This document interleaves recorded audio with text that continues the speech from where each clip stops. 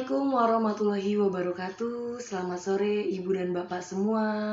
Apa kabar di sore hari ini? Mudah-mudahan selalu dalam keadaan sehat. Senang sekali saya Amelia menemani Ibu dan Bapak di sore hari ini di IG Live-nya TC Anak Pelangi yang akan membahas mengenai berbagi kisah menjadi supermom dengan anak special need. Nah, Ibu dan Bapak, kita semua pasti tahu ya bahwa dambaan setiap orang tua adalah memiliki anak yang pertumbuhan dan perkembangannya sehat. Namun karena beberapa sesuatu hal ya, ada orang tua hebat yang dititipkan Tuhan untuk mengasuh anak-anak spesial tersebut. Nah, kadang kita sebagai orang tua merasa apa ya? Untuk awal-awal pasti ada denial, pasti shock, kaget. Nah, oleh sebab itu, sore hari ini saya akan mengundang Ibu Loren, ya. Beliau memiliki anak special need dan mau berbagi kisah dengan kita bagaimana dari awal ia mengetahui anaknya berkebutuhan khusus dan treatment apa yang dijalani, dukungan keluarga seperti apa, hal-hal apa yang mungkin membuat dia down dan akhirnya bangkit lagi. Langsung aja saya akan undang Ibu Loren ya. Ya, kita akan undang. Sepertinya belum bisa bergabung. Ibu Loren.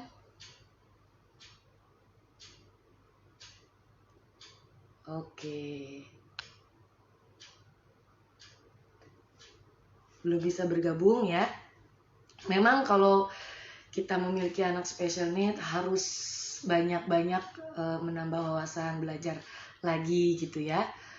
Untuk agar anak kita mendapatkan treatment yang tepat ya, karena kalau bukan kita yang mendidik, siapa lagi? Kita berharap supaya anak-anak special need ini bisa hidup mandiri kelak ya di saat dia dewasa nanti. Oke, ini kenapa ya tidak bisa bergabung? Coba kita sambungkan lagi.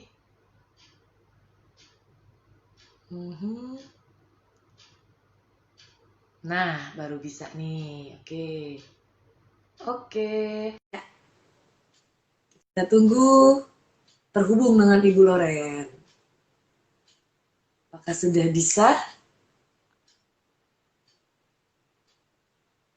Ya, sedang menunggu terhubung dengan Ibu Loren. Ya, sabar ya. Mudah-mudahan berbagi kisah ini bisa menjadikan pelajaran buat kita semua dan ibu bapak hebat lainnya yang juga memiliki anak special need ya. Banyak juga kasus-kasus tertentu orang tua hebat yang belum siap menerima anak dengan anak special need ini. Halo, selamat sore Loren. Halo, selamat sore Kak Amel. Iya, gimana kabarnya nih? Baik. Baik, maaf ya mengganggu waktunya ya. Enggak, dengan senang hati. Dengan senang Tapi hati suaraku ya, kedengeran kan ya? kedengeran jelas banget. Oke. Oke, dengan senang hati lo mau berbagi mengenai anak special need karena tidak semua orang tua mau lo untuk men-share mereka memiliki anak berkebutuhan khusus gitu ya. Ada yang hanya dokternya yang tahu, bahkan kerabat sendiri tidak tahu. Nah, ini senang banget nih Loren mau berbagi dengan kita semua. Oke, bisa ceritain nggak sih awal mulanya? Anak berapa ini ya yang mengalami? Kebetulan aku punya 3 anak. Anak aku yang kedua itu cowok. Jadi mengalami menurut dokter sih keterlambatan bahasa ya Kak, kalau di bahasa yang kita pahami, atau delay speech. Jadi awalnya anak aku itu di usia 1 tahun 8 bulan. Ingat banget sih, memang 1 tahun 8 bulan. Tadinya kontrol biasa karena mau imunisasi. Jadi terus aku iseng dah sama dokter, nanya, "Dok, anakku belum bisa ngomong. Wajar nggak ya?" Karena kan kalau menurut orang tua, anak cowok katanya berbicara lebih lama dibandingkan anak perempuan. Jadi katanya wajar aja kalau belum bisa ngomong. Nah tadinya sih aku juga karena masih 1 tahun 8 bulan nggak terlalu khawatir. Tapi iseng lah tuh Kak, aku nanya sama dokternya. Terus dokternya nanya, tapi mama papa udah bisa. Mama papa sih bisa, mama-mama papa-papa. Tapi kayaknya nggak tahu tuh dok, yang dia tuju mamahnya mana, papanya mana. Kayaknya pemahamannya dia belum tahu, tapi mama-mama papa-papa ada. Saya bilang gitu. Akhirnya dokter bilang sebenarnya di usia 1 tahun 8 bulan 2 suku kata itu harus sudah bisa. Misalnya mau susu, ucu, apa cucu-cucu, pokoknya dia ngomong kalau mau minta sesuatu. Nah ini ngomong enggak dok, kalau dia mau minta susu, kitanya ditarik, tangannya nunjuk-nunjuk, paling seperti itu. Akhirnya disarankan ke dokter eh, ke dokter apa ya? Medis. Belum Kak, belum sampai ke rehab medik karena dokter juga sebelum itu bilang pendengaran gimana, kalau dipanggil nggak pernah dengar, apalagi kalau lagi nonton tuh dok. Tapi kalau kita menjatuhkan benda dia dengar, nengok aja, jadi nggak kaget, nggak nangis, nggak apa. Saya bilang gitu. Jadi dicek ke dokter saraf ya Kak, saraf anak. Nah, Ya. jadi dari saraf anak terus dicek cek pendengaran tuh kalau nggak salah namanya apa ya, saya lupa karena udah lama banget tes, ya benar tes Bera. Dari tes Bera semua dalam batas normal menurut dokter, jadi disarankan ke tumbuh kembang seperti itu. Berarti dari umur 1 tahun 8 bulan ya. 1 tahun 8 bulan gitu. Kalau untuk perkembangannya sendiri dari sejak lahir sampai usia 1 8 bulan itu ada yang misalnya motorik kasarnya ada yang terlewati atau tidak, terus perkembangan bahasanya kayak babblingnya ada atau tidak gitu.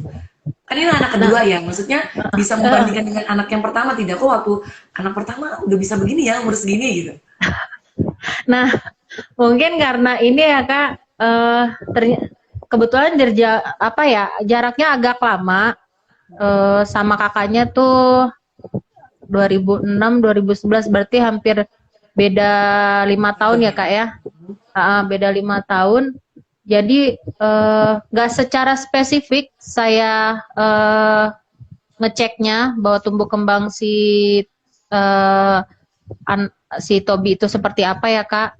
Jadi tapi kalau waktu memang itu pertanyaan pertama dari dokter tumbuh kembangnya. Cuman saya ingat aku sih semua berjalan. Dia duduk udah bisa, angkat kepala juga bisa, terus malah dia berbeda dari kakaknya cuman satu. Waktu dia berjalan, dia merangkak dulu, tata-tata, megangan baru dia bisa jalan. Kalau kakaknya dulu nggak ada tahap merangkak malah. Terus tumbuh kembang kakaknya sampai sekarang ya istilah baik-baik aja, cuman berbedanya itu aja sih Kak. Oh gitu ya. Waktu pertama kali dokter bilang, misalnya kan udah ke dokter tumbuh kembang juga kan akhirnya, ke dokter anak dan dokter neurolog ke dokter tumbuh kembang gitu ya. Ternyata, betul. Oh nih anak ibu mengalami delay speech nih. Nah itu gimana perasaan Loren? Nah pertama pasti nggak percaya Kak, maksudnya masa sih anak saya ada masalah, karena posisi juga di situ kan masih 1 tahun 8 bulan. Jadi sempat tuh Kak, jadi nggak ngikutin sesuai anjuran dokter, langsung terapi. Cuman setelah tapi tetap mencari informasi sih, maksudnya mencari informasi, tapi kita belum aware banget untuk langsung si anak untuk diterapi. Cuman setelah di 2 tahun mulailah aku kan langsung nyari-nyari ya Kak, nyari-nyari informasi. Sebenarnya benar nggak sih bahwa anak 2 tahun itu, apalagi cowok, belum bisa ngomong, wajar atau tidak? Aku cari-cari informasi sambil berjalan waktu. Tahu nih anak udah hampir mau 2 tahun lebih Kak, udah 2 tahun lebih. Oh iya ya, kok dia berbeda ya sama yang lain, ngomong aja juga enggak. Terus si anak ini nggak pernah namanya kalau lapar kan nangis atau apa, dia diem. Kalau nggak dikasih makan atau nggak dikasih susu ya dia akan diem. Jadi mbaknya lah semua yang selalu memenuhi kebutuhan, ya diem aja. Jadi mbaknya, untung dapat mbaknya yang aware ya Kak, yang perhatian banget. sama si Tobi, segala kebutuhannya memang dipenuhi banget. Dia waktunya minum susu, tepat waktu minum susu. Waktunya makan, tepat makan. Mandi pun juga begitu. Mau dia nanti istilahnya BAB pun dia sebenarnya diam aja. Tapi karena ibu mbaknya nyium bau, ya dibersihkan seperti itu. Terus setelah aku sadar bahwa kok anakku berbeda, mulai tuh Kak, aku cari ke dokter. Ternyata kan kalau mau itu perlu proses ya. Proses di asesmen dulu, terus diproses, diceknya sampai 2 dokter kalau nggak salah ya, 2 dokter. Jadi ada dokter anaknya, dokter anak untuk bagian tumbuh kembang, sama dokter bagian tumbuh kembangnya sendiri, yang untuk kayak semacam psikolog ya, kurang lebih itu. Terus memang dianjurkan yang pertama kali sensori integritas. Jadi memang iya nih anak ibu memang ada keterlambatan, seharusnya sudah bisa berbicara, tapi ini belum bisa. Tapi walaupun anak saya belum bisa bicara, terapi yang saya pikir terapi yang harus diajarin langsungnya terapi bicara ya, ternyata enggak. Harus melalui dasar dulu, motoriknya katanya di apa ya bahasa ininya, distimulasi mau motorik halus maupun kasar. Dan dicek juga bahwa kemampuan motoriknya memang udah baik atau belum. Jadi di sensori itulah lebih di ini lagi Kak, diperdalam. Ya udah aku ikutin prosedurnya. Dan itu aku nggak hanya satu tempat, karena saking nggak percayanya ya Kak. Itu di Bekasi saya coba, di Jakarta, Pulau Gadung, Jakarta apa ya, kan tuh ada tuh klinik di sana, klinik untuk mengenai tentang anak delay speech ya. Aku coba sampai ke Jakarta Pusat juga, beberapa rumah sakit yang istilahnya kenal saya coba tuh. Saya coba cek, semua menyatakan sama, tapi diagnosanya nggak seperti yang kayak dibilang katanya autis atau hiperaktif. Kalau dokternya sih bilangnya gejala autisnya ada, gejala hiperaktifnya ada. Karena nih anak kalau udah sekalinya jalan terus, tapi sekalinya diem anteng banget. Jadi 2 gejala itu ada, tapi nggak didiagnosa seperti itu. Cuma dinyatakan terlambat bahasanya aja. Ya pasti sih Kak, nggak percaya, apalagi sempet dulu nggak terlalu dapat respon baik, bukan respon baik ya. Kalau suami kan tipe yang ya kalau memang dapatnya begitu ya udah gitu. Jadi nggak didukung. Kalau saya langsung merasa khawatir, terus takut, terus aduh nanti ini jadi gimana ya ke depannya, masa anak saya jadi gagu nggak bisa ngomong atau seperti apa. Tapi saya sendiri gitu. Suami nganggap ya udahlah nanti juga bisa ngomong katanya gitu kan. Jadi sempat berjuang hampir 2, 3, 4, hampir 3 tahun sendiri gitu, membawa anak ini untuk bisa ngejalani terapinya seperti itu Kak. Berarti kalau support dari suami kurang, kalau dari keluarga besar gimana? Ada apa sih maksudnya, salah-salahan atau dikucilkan atau gimana nggak? Oh itu pasti karena apalagi kalau suami untuk ngantar ke dokter, tetap waktu ngantar ke dokter kan ditanya ya Kak alasannya apa, kenapa sih dok anak kita bisa begini gitu. Jadi dokter kan salah satunya katanya kemungkinan ada waktu kehamilan sakit ibunya saat hamil. Tapi aku bilang kayaknya nggak ada sakit berat sayanya dok, bilang gitu. Pernah sih memang dirawat karena tipes. Ya nggak terlalu sih itu kata dokter. Yang kedua yang dicurigain dokter kalau seperti kayak apa rubella di ibunya ya Kak. Rubella ya. Terus yang kedua ya bisa genetik. Nah pas ngomong genetik ini deh Kak, kan orang tua juga pasti nanya ya. Iya. Dari pihak ibu aku juga nanya kenapa, kata dokter ya begini-gini. Dari keluarga saya, dari kau dulu, kau dan adik-adikmu normal semua. Nah, ngomong mertua juga sama. Wah, semua dari si bapaknya Tobi nih sampai adik-adiknya normal kok, nggak ada kami yang kayak begini gitu. Jadi kan main salah-salahan, jadi ya kok begini gitu kan. Tapi jadi ngerasa juga apa ini karena dari karena dari sayanya kenapa jadi anak begini kan jadi ngerasa seperti itu gitu kan. Ada perasaan bersalah gitu ya. Merasa bersalah pasti ada. Jadi ngerasa minder, minder pun juga ada. Terus apa namanya, support terbesar dari keluarga adalah dari mama ya kak. Jadi selama aku sendiri 3 tahun ini ngantar anak bolak-balik terapi, mama yang selalu support. Kalau aku nggak bisa, mama yang antar. Kalau mama istilahnya juga nggak bisa, pokoknya kadang adik juga pernah. Kalau papa kan karena istilahnya kondisi fisik nggak memungkinkan, nggak ya paling ngedukung secara support ya, ngasih kata-kata kekuatan ya kak. Jadi support terbesar sih dari mama ya, selalu bantu aku dulu untuk si Tobi. Oke. Nah karena tadi kan ada perasaan minder, ada perasaan bersalah gitu kan.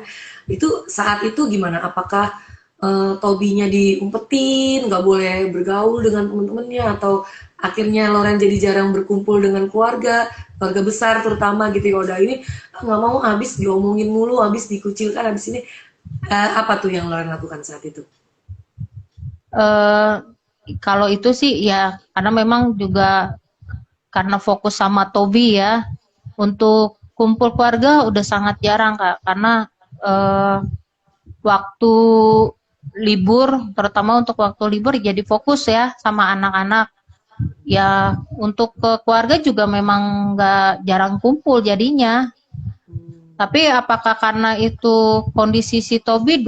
Ya aku sih ngerasa dulu bukan karena itu, karena memang akunya yang udah lelah, jadi mikir ya buat ngumpul untuk keluarga ya ditunda dulu, sampai sih memang dikatain jadi sombong ya. Jadi kan maksudnya nggak kok nih Loren istilahnya ke keluarga kurang, untuk kumpul untuk keluarga ya kok kurang, apalagi kalau ada acara-acara pernikahan juga aku hampir nggak pernah datang, apalagi kalau arisan, terutama arisan, sampai istilahnya sayanya yang nggak pernah datang, sayanya juga jadi dikeluarkan dari arisan, dari kumpulan arisan itu. Cuman saya pikir sakit hati ya, iya sakit hati sih, tapi aku pikir udahlah, mereka kan nggak tahu ya kak, susahnya aku, sakitnya aku, istilahnya bukannya aku mau sombong, nggak mau kumpul keluarga, tapi dengan cara mereka memperlakukan saya seperti itu ya terima aja. Walaupun istilah sedih sakit hati pastilah ada. Oke. Hal terberat apa nih yang dirasakan Loren selama mengasuh Tobi nih? Yang terberat, yang terakhir itu yang benar-benar mendalam sih kak, waktu dia mau masuk sekolah.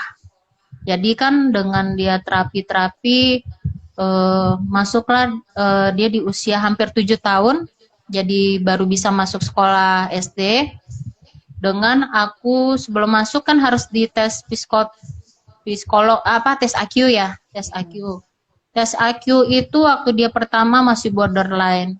Nah, di tes terakhir mau masuk sekolah pun belum di posisi normal, masih di bawah rata-rata. Jadi masih tumbuh kembangnya belum sesuai pada umurnya, masih tertinggal lah. Terus akhirnya saran dari dokter, bagaimana dok? Sempat kata dokter kan harus ke sekolah kebutuhan sekolah berkebutuhan khusus ya. Khusus. Katanya kan ada. Terus atau sekolah yang namanya inklusi. Nah ternyata nyari di Bekasi kan susah kak. Terus gimana dok kalau nggak bisa? Ya coba aja di umum katanya gitu. Setelah runding-runding sama suami, aku nyarikan searching di internet juga sekolah-sekolah yang untuk anak ABK ada nggak gitu kan. Dari segi finansial kan perlu kami perhitungkan juga ya kak. Jadi kan bukan berarti ingin banget melakukan yang terbaik buat si Tobi, tapi kami juga harus memperhitungkan buat si kakak dan adiknya. Jadi itu benar-benar pergumulan kami tuh kak berdua mencari sekolah yang tepat buat si Tobi. Akhirnya sempat aku udah bilang sama suami, udahlah pak kita masukin aja, jangan sampai kita masukin ke sekolah umum tapi nanti anaknya jadi yang aku takutkan adalah bully, karena anak kita berbeda ya. Kita kan nggak bisa nyalain anak-anak kecil yang lainnya ya kak, yang namanya kelas 1 itu kan masih belum ada pemikiran yang bijak ya. Jadi ya mereka kan taunya itu berbeda ya, dibully gitu kan, atau diledekin atau bagaimana. Nah itu sampai nangis gitu kan. Akhirnya aku bilang, Pak udah kita masukin aja ke sekolah ABK gitu kan. Ya janganlah, motivasi suami adalah Kak, dia punya pemikiran si Tobi itu seperti kopi. Gitu. Kalau kita taruh di tempat ABK itu kan istilahnya anak-anak juga yang berkebutuhan khusus semua. Si anak ini nanti nggak akan tahu sebenarnya yang normal itu seperti apa. Artinya kalau dia dimasukkan ke sekolah berkebutuhan khusus, bagi si Tobi nanti yang normal ya seperti itu gitu kan. Jadi dia ya kita masukin lah, kita coba ke sekolah umum yang mau menerima Tobi. Jadi dia kalau kopi ditaruh di air yang kopi kita masukin aja ke dalam galon, kan jadi nggak pekat ya Kak, pekatnya jadi berkurang. Nah ilustrasi si suami seperti itulah. Jadi motivasi kami ke situ, sekolah pertama Tobi ditolak dalam arti bahwa pihak sekolah tidak mampu untuk menangani kondisi seperti ini. Takutnya harapan orang tua untuk si Tobi terhadap sekolah ini tinggi, pihak sekolahnya nggak sanggup. Pihak kedua sekolah ya bolehlah Bu, terima, kita coba, seperti itulah Kak kurang lebih tanggapan dari pihak sekolahnya. Dan puji Tuhan yang di sekolah ketiga mereka antusias sekali untuk menerima Tobi dengan melakukan screening 1 minggu berturut-turut dari Senin sampai Jumat. Si Tobi dimasukin Kak, dicoba untuk masuk sekolah. Ya puji syukur sih Kak, hanya sekolah itu doang yang mau menerima Tobi dengan kondisi keuangan juga yang istilahnya bisa kami mampu gitu kan.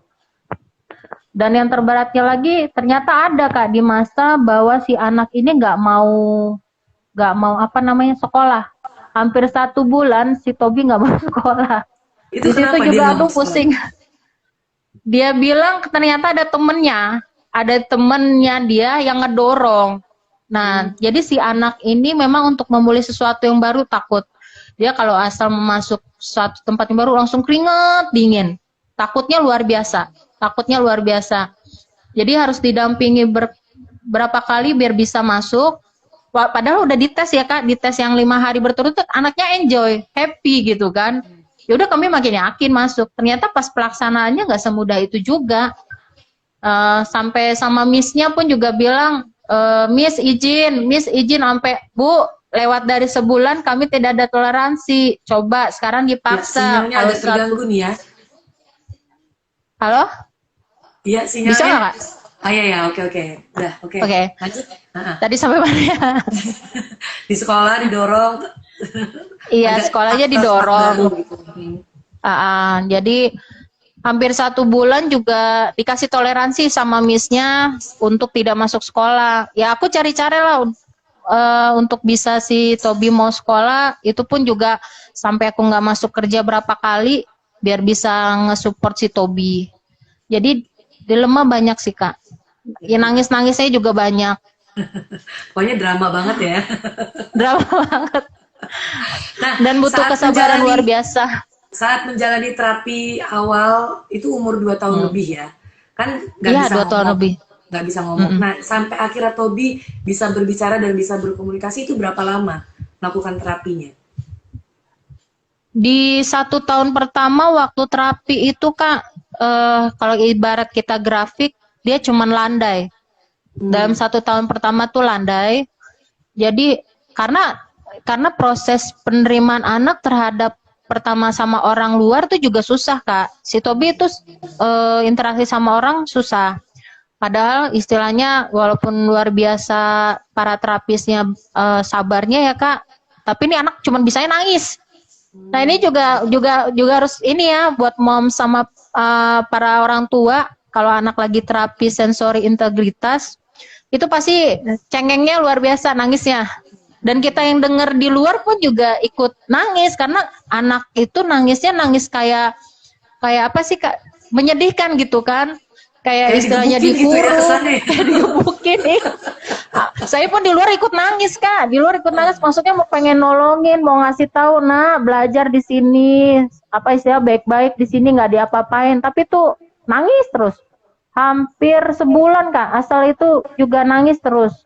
Jadi kalau pas di bulan berikutnya itu seminggu 2 kali ya, seminggu 2 kali dia terapi sensori dulu ya, nggak langsung terapi wicara karena dia sampai sensori integritasnya bisa dulu, motorik halus dan kasarnya bisa dulu, baru bisa maju ke terapi wicara.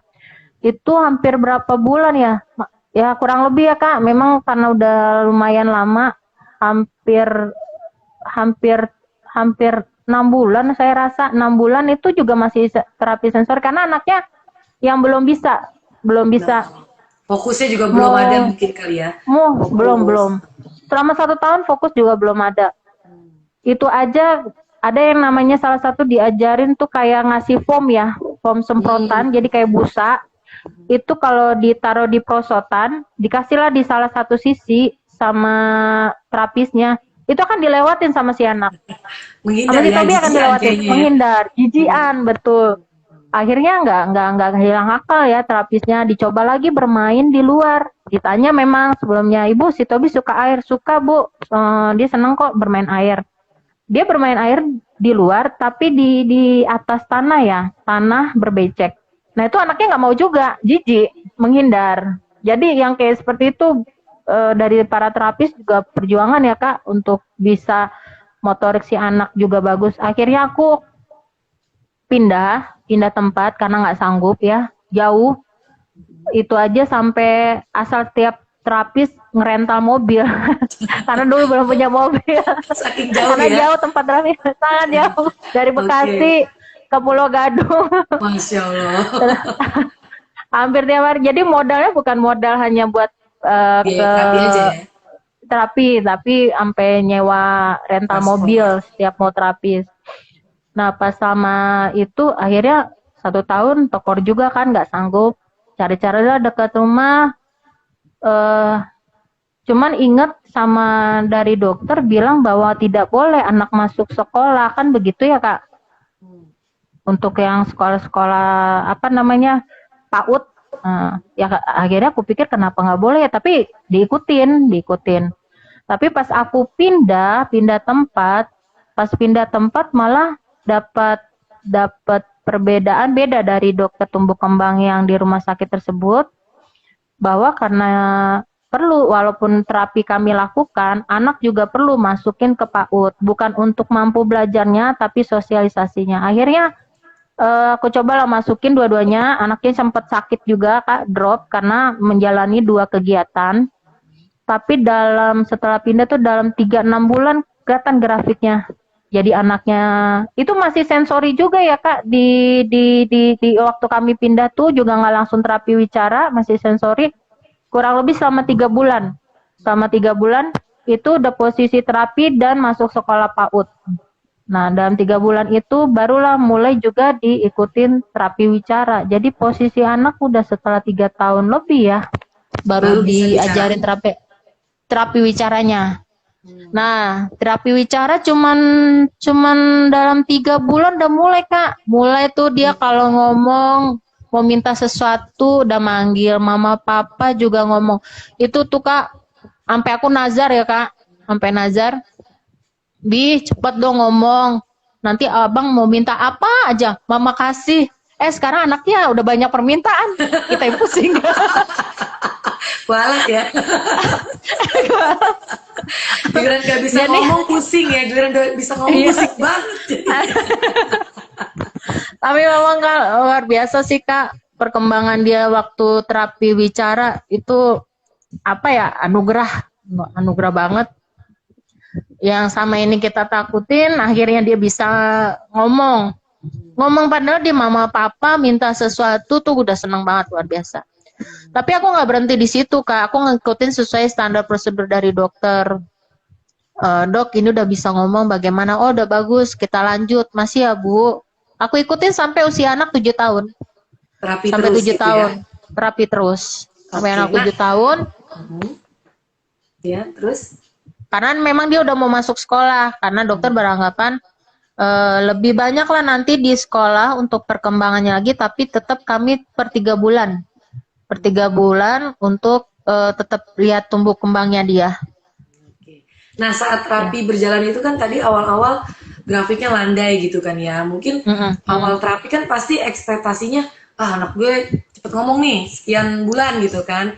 Nah, itu gimana? Pas landai itu, duh kok nggak maju-maju ya, kok jalan di Iya, tempat ya, aduh gimana, udah bayar mahal nih gitu kan. Istilahnya udah transfer udah jebol nih gitu. Ada perasaan hopeless gak? Ah kayaknya nih terapi nggak ada perkembangan nih, atau menyalahkan atau nggak bagus nih atau gimana? iya sempet. Itu apalagi dari segi finansial kan juga itu bukan pengeluaran yang kecil ya Kak. Pengeluarannya juga lumayan.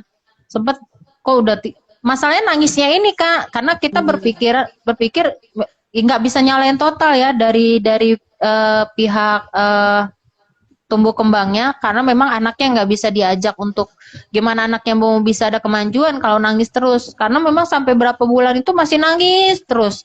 Kadang kalau udah berhenti nangisnya masih, kan kalau yang seharian selama hampir, kalau kemarin terapi kalau nggak salah 45 menit sama satu sesi itu nangis, dia nangis aja terus gitu kan. Setelah berapa bulan juga begitu nangis terus, jadi memang nggak bisa aku salahin total dari, cuman sempat berpikir gini, ini terapisnya yang nggak bisa menangani si anak apa bagaimana, kok nih anak juga nangis terus, gimana mau bisa maju kalau nangisnya aja nggak ditanganin itu kan. Apalagi kalau anak sempat udah enak nih Kak, udah enak, terapisnya udah bisa touch kan ke anaknya, anaknya sakit. Kalau sakit kan bisa 1 minggu, Iya, dari hilang nol lagi deh. lagi, Iya. hilang lagi, nol lagi. Jadi muter-muter di situ. Tapi sempat Cuman berpikir, ya nggak putus harapan. oh, bisa. Sempat berpikir gini nggak? Ya ini terapinya nangis mulu, udah deh nggak usah terapi gitu. Terus baru berapa bulan pindah lagi tempat gitu misalnya. Ah Oh nangis lagi, enggak. pindah lagi gitu. Berarti Oh tetap harus enggak. tega ya. Harus tega. Nangis di luar sih nangis. Ibu saya, mama saya aja juga ikut nangis kan. Karena maksudnya sampai bilang, salah kali itu, diapain itu di dalam, katanya gitu kan. Udahlah nggak usah kesini lagi, udah mahal lagi kau bayar, katanya gitu kan. Nggak ada perkembangan sempet sama mama kayak begitu. Terus cuman aku mikir, yang motivasi sih suami juga Kak. Ya nggak bisa lah Dek, langsung misalnya sekali anak, ya kita ikuti lah dulu. Jangan nanti kita stop, ya jadi sayang, jadi sia-sia, kata suami kan. Memang yang support suami untuk yang, jadi kalau suami mah support belakang ya. Jadi ngasih supportnya maksudnya ya kata-kata tapi nggak terjun langsung gitu. Gitu. Apalagi Berarti, kalau iya ya kenapa apa? apalagi? Enggak. Apalagi sempat dilemanya itu yang aku harus mau pengen berhenti kerja, karena waktu dokter hampir semua dokter yang aku datangin selalu bilang bahwa perlu orang tua yang ngurusin, bukan pembantu katanya, atau PRT atau baby sister katanya gitu. Tapi kan dilema ya Kak, istilahnya nggak mungkin juga berhenti kerja, nanti mau makan apa kan anak-anak. Apalagi butuh sekolah gitu kan. Jadi dari segi apa namanya, dari segi pekerjaan sama tunjangan kerja, apa penghasilan yang didapat masih mendingan aku kan daripada suami. Kalau suami kan istilahnya karena usaha sendiri kan kita nggak bisa prediksi. Pasti. Akhirnya udah suami berhenti kerja. Jadi dia yang setelah 3 tahun, pokoknya di usia Tobi 5 tahun lah Kak, suami tuh yang full untuk nge-support Tobi dari sekolahnya, dari terapinya. Jadi memang perlu dukungan. Setelah aku pikir Kak, perlu dukungan salah satu keluarga. Memang ternyata nggak harus, kalau menurut aku ya, karena aku yang ngalamin sendiri, tidak harus tidak harus hanya ibunya yang menjaga, ternyata si bapaknya juga bisa. Dan perlu dukungan dua-duanya, ibu dan bapaknya, untuk biar si anak nih tumbuh kembangnya juga lebih baik. Jadi kalau cuman dibebankan ke satu orang tua, misal contoh ke ibunya aja tanpa dapat dukungan suami, itu kita nggak ada yang nggak ada bisa buat yang apa namanya, Berpikiran ya. bertukar pikiran gitu. Apalagi kalau misalnya bagaimana pasangan kita mau dijadikan bertukar pikiran kalau dia tuh nggak tahu persis kondisi atau penjelasan dari dokter. Jadi setelah usia Tobi 5 tahun benar-benar luar biasa sih Kak perkembangannya. Harus fokus ya, harus kompak deh Ibu dan Bapak ya. Ya Nah, harus. selama terapi itu, kan terapi cuma 2 kali seminggu dan waktunya juga cuma 45 menit gitu ya. Itu di rumah adakah Tobi belajar lagi atau didiemin aja atau ada visit atau gimana? Kalau yang pengalaman aku kan karena yang selama 3 tahun itu kan aku ya sekedar nganter di rumah kan nggak bisa Kak karena aku kerja. Paling mbaknya yang untuk misalnya latih-latih motoriknya tuh yang seperti Mbak nanti hari ini ajarin ini ya, hari ini ajarin ini. Cuman kan kapasitas namanya Mbak kan nggak seperti orang tua ya Kak. Waktu papahnya lah yang terjun langsung ngantarin si Tobi, dia yang dengar langsung dari terapinya apa dan itu diterapin di rumah. Oh gitu ya. Diterapin di rumah. Jadi memang harus di rumah juga harus diajarkan karena kalau mengandalkan di tempat Iya, terapi juga nggak waktunya juga bisa sedikit gitu kan. sedikit. Nah, setelah fokus dan 7 tahun berarti terapi lamanya ya? Dari Iya, usia 2 tahun sampai 2 tahun, Hah? 7 tahun. Jadi total 5 tahun ya. 5 tahun terapi itu ada Iya, iya. perasaan lama banget sih ini anak bisa ngomongnya atau kapan sih gitu ada perasaan seperti itu nggak? Itu sih di awal-awal ya Kak, di Iya. awal-awal ada. Tapi dengan istilahnya ngelihat si Tobi pas perkembangannya yang waktu kami pindah tempat itu, dari saat pindah tempat sampai sekarang, waktu sampai 7 tahun masih kita lakuin, karena perkembangannya makin ada dan ada, ya maksudnya nggak langsung merasa seperti itu. Kecuali yang kemarin 1 tahun itu, selama 1 tahun terapi kok nggak ada perkembangan. Kapan sih nak bisa bicaranya kan sampai aku nazar. Nah, bi asal Tobi udah bisa ngomong, mau minta apa aja mama kasih deh. Intinya harus sabar ya dengan perkembangan Sabar anak gitu Kak, ya. aduh Ya, ya. nggak bisa misalnya kita langsung terapi sekarang tuh anak langsung bisa besok. Kalaupun bisa besok itu bukan berarti dia langsung bisa secara 100% ya Kak, itu baru sedikitnya gitu. Karena bicara mampu bicara itu nggak hanya semacam dia mama mau itu, mama mau makan, mama enggak. Ternyata nambah lagi tingkatannya yaitu pemahaman. Jadi anak yang delay speech itu lemah di bahasa, apalagi pas di pelajaran pemahaman susah. Yang aku ingat persis waktu diajarin dijelasin sama terapinya, udah mulai yang terapi wicara, kalau ditunjukin gambar itu kebetulan gambar pisau. Ini apa Tobi? Kalau kita jawabnya kan pisau, kan ditanya apa gitu. Kalau dia enggak Kak, dia langsung pusing buat motong katanya gitu. Jadi buat potong. Buat potong. Ya, motong. Jadi pemahaman kalau orang ngomong apa, dia kadang masih bingung. Kalau dokter psikolognya pernah nanya, Tobi, ini apa? Katanya, itu gambar apa? Katanya, itu kaca. Kaca buat apa? Ya kaca, kata dia bilang gitu, kaca, kata gitu, kaca. Jadi dia nggak bisa ngungkapin. Jadi kelemahannya dia tidak bisa memahami dan tidak bisa mengungkapkan. Itulah tuh ke awal-awal. Sampai sekarang pun dia masih terus kita pelajarin untuk yang nama halnya pemahaman karena susahnya dia di situ. Asal udah pelajaran bahasa sama menulis dia udah ngeblok. Nyerah gitu ya. Dan jangan kaget kan pernah berapa kali ya Kak, aku juga konsul sama Kak, ini kok nilainya jelek 30, 50, gimana nih anak bisa lulus nggak?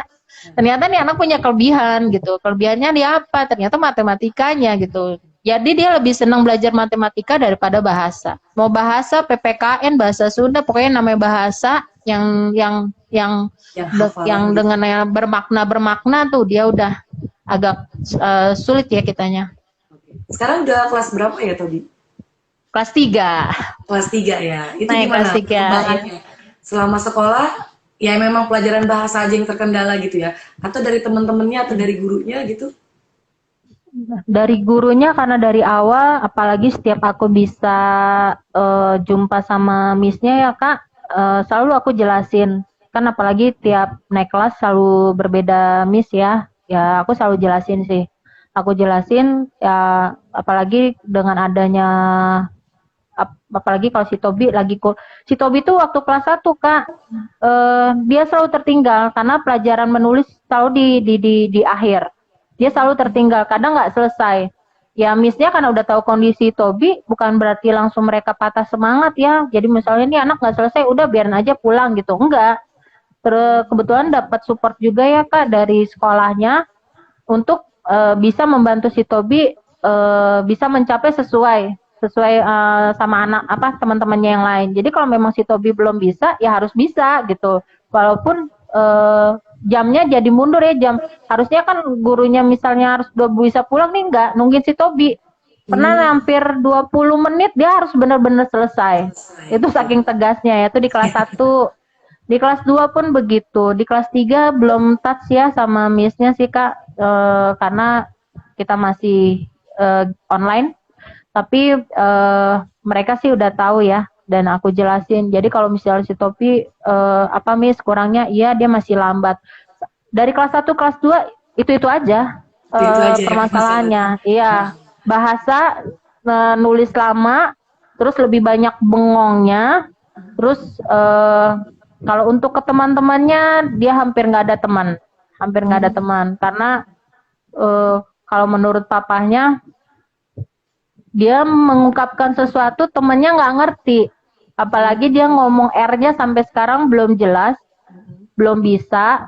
Jadi terus dia ngomong cepet, saya mau dah gitu katanya gitu kan, jadi saya mau itu apa Bi, iya saya mau itu kita gitu. Jadi mungkin temennya itu nggak paham apa yang dia mau, jadi dia lebih seneng main malah sama lari-lari aja, nanti ada temennya yang baik ngajak main. Tapi kalau udah yang berhubungan loncat Kak, loncat melompat, nah dia takut, jadi dia lebih menghindar, jadi dia lebih milih sama temen, dan dia lebih seneng main sama anak-anak cewek. Mungkin anak cewek nggak ada lompat-lompat. Lompat ya lebih santai gitu ya. Iya, jadi karena satu sekolah sama adiknya, kadang kalau di jam istirahat lebih banyak main sama adiknya. Kalau untuk sekolahnya nih berarti bukan bukan sekolah inklusi ya, hanya sekolah umum biasa berarti kan? Sekolah umum biasa, tapi mereka menerima keadaan Tobi Tapi dan tahu untuk keadaan Tobi. di kelas Tobi sendiri atau di sekolah itu, apakah ada anak special need lainnya atau hanya Tobi aja? Nggak ada sih Kak, maksudnya yang kayak permasalahannya terlambat bicara nggak ada. Maksudnya Nggak yang ada. kebutuhan khusus juga, entah itu cerebral palsy atau anak autis misalnya Nggak gitu ada. nggak ada ya. Anak Jadi memang autis nggak ada. Iya. hebat berarti sekolahnya ya, bisa Iya. sambil belajar juga mungkin mereka untuk eh, mendapati murid yang Oh, spesial tapi need gitu. waktu pertemuan pertama memang pernah disampaikan kepala sekolah, sampai kepala sekolahnya Kak. Iya apa, tatap muka sama kami karena ngejelasin bahwa bisa nggak menerima anak kami dengan kondisi begini-begini. Akhirnya kami dipanggil sebelum masuk sekolah tuh ya Kak, waktu pendaftaran dikasih solusi sama kepala sekolahnya, eh, coba dalam 5 hari anaknya tidak nangis dan bisa diajak kerjasama, oke kita lanjut, kata kepala sekolahnya. Nah kepala sekolahnya sendiri pernah bilang punya kasus yang sama seperti ini, tetapi nih anak katanya nggak berkembang, nggak bisa. Akhirnya pihak sekolah istilahnya menyampaikan bahwa memang kami nggak bisa, dan nih anak jadi nggak bisa dinaikkan karena ya kondisinya belum kayaknya mereka ada standarnya ya, ada standarnya untuk menaikkan menaik kelas anak itu gitu. Jadi katanya hampir berapa kali tinggal ternyata masih nggak bisa. Akhirnya kayaknya orang tuanya yang jadi milih pindah sekolah ya. Mungkin jadi nggak bisa di situ. Pernah menyampaikan sih Kak, pernah punya Ada kondisi juga yang ya. sama. Ada. Ini ada orang tua yang nonton live kita pada sore hari ini mau bertanya sama Loren ya. Mungkin buat ibu bapak lain yang pengen bertanya bisa langsung komentar aja ya. Ini selamat sore Ibu Agustina ya. Dia menanyakan nih mengucapkan terima kasih buat Ibu Loren mau berbagi kisahnya. Yang ingin Iya, ditanyakan sama-sama. di tengah pandemi COVID-19 ini, apakah ada kesulitan yang lebih yang dihadapi dalam merawat anak dengan special need?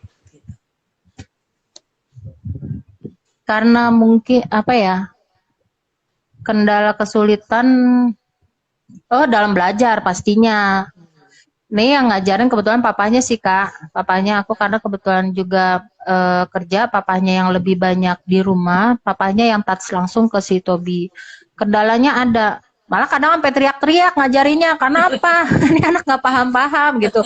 Sampai sampai sampai papanya bilang, "Ini miss-nya gimana sih ngajarin anaknya kok bisa gitu ya, sabar gitu kan."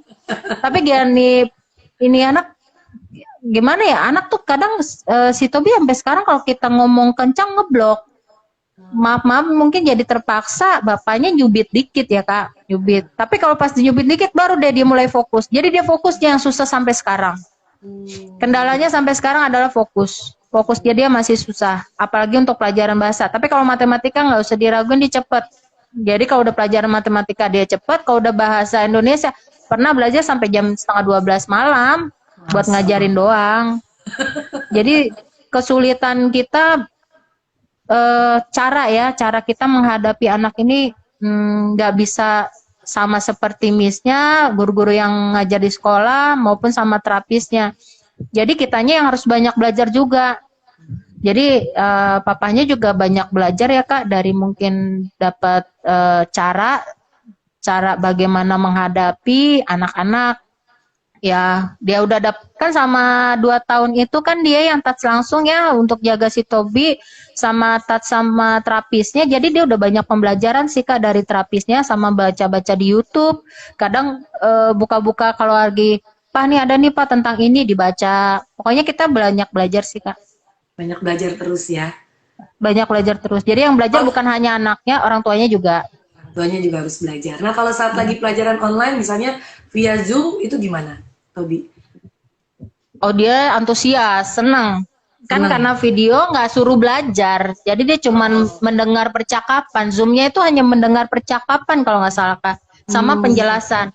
Jadi asal dia nggak disuruh nulis, dia senang happy karena ngelihat teman. Kadang dia ntar ngoceh sendiri, entah siapa yang ngerespon juga nggak tahu kan.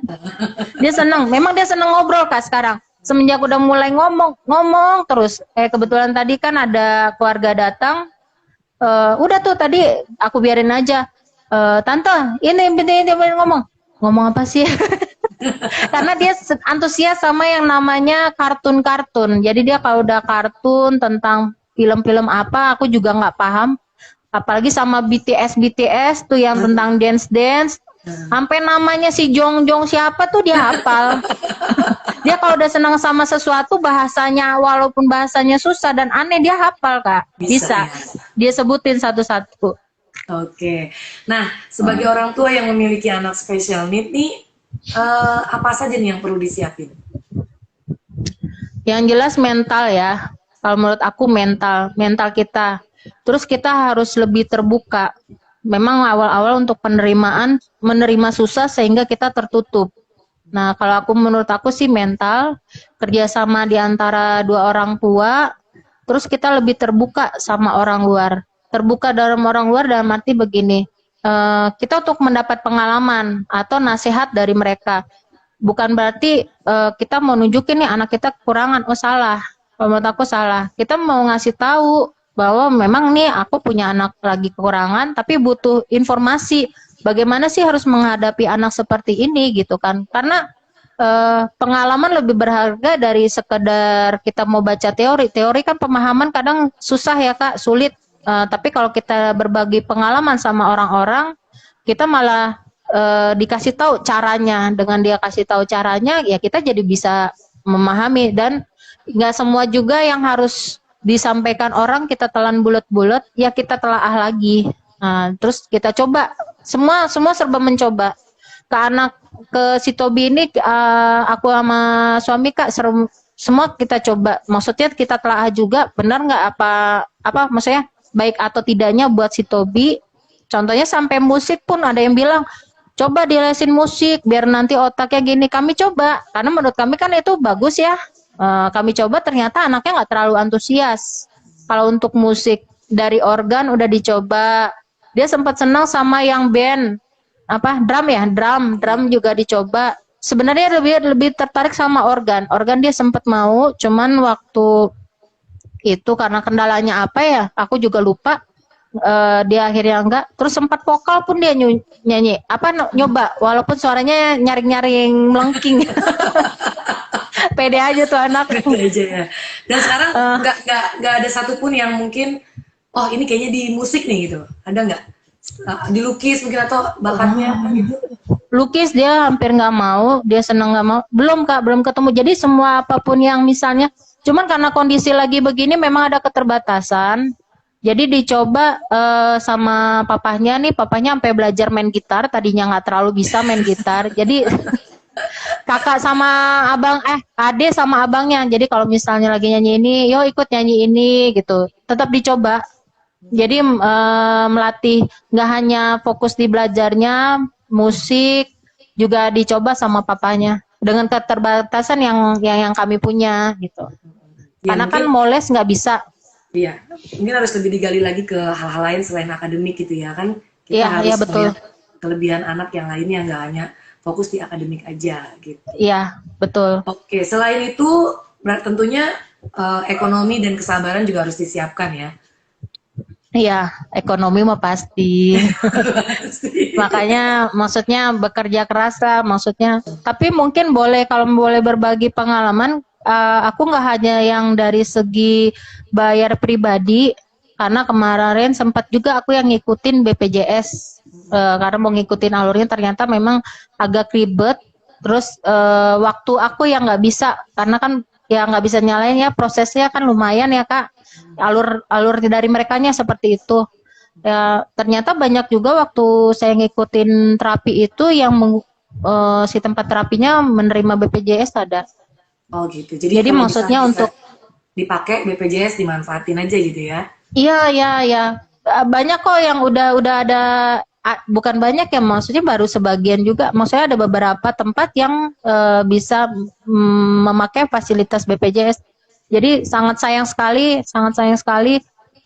Aku ingat banget kata dokternya, di posisi terpenting anak ada di golden periodnya ya, untuk waktu tumbuh kembang.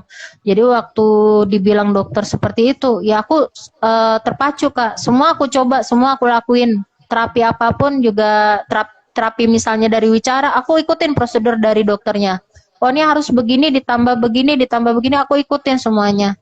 Walaupun kendala ada di keuangan, ya istilahnya aku uang masih bisa aku cari, bisa aku usahain. Ya yang terpait malah sampai ngutang-ngutang mungkin ya Kak.